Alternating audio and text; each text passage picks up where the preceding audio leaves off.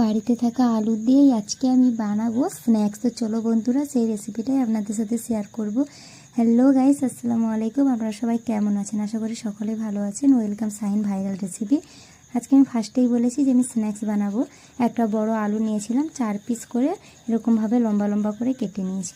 দেখতে পাচ্ছ বন্ধুরা, এখানে কাটা হয়ে গেছে। এবার আমি একটা কাপড়ের মধ্যে নিয়ে ভালো করে শুকনো করে তারপরে আমি হলুদ লবণ মাখিয়ে আবার কড়াইয়ের মধ্যে এক এক করে দিয়ে দিচ্ছি।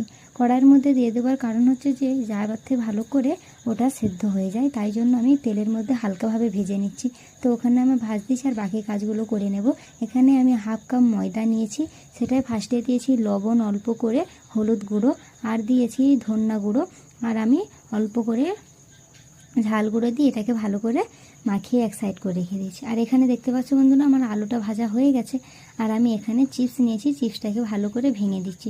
দেখতে পাচ্ছ বন্ধুরা, এবার আস্তে আস্তে আমি ময়দার মধ্যে ডুবে তারপরে আমি ওই চিপসের মধ্যে দিয়ে এক এক করে ছেড়ে দিচ্ছি।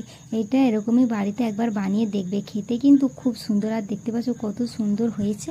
তো কেমন লেগেছে আমার এই ভিডিও কমেন্ট করবে। আর এরকমই নতুন নতুন ভিডিও পাওয়ার জন্য পেজটাকে ফলো করে রাখবে, যাতে আপনাদের কাছে আমার ফার্স্টের ভিডিওগুলো যায়। তো দেখতে পাচ্ছ বন্ধুরা, কত সুন্দর টেস্টি হয়েছে আর কত নরম হয়েছে। তো চলো দেখা হচ্ছে নেক্সট ভিডিওতে। কেমন লেগেছে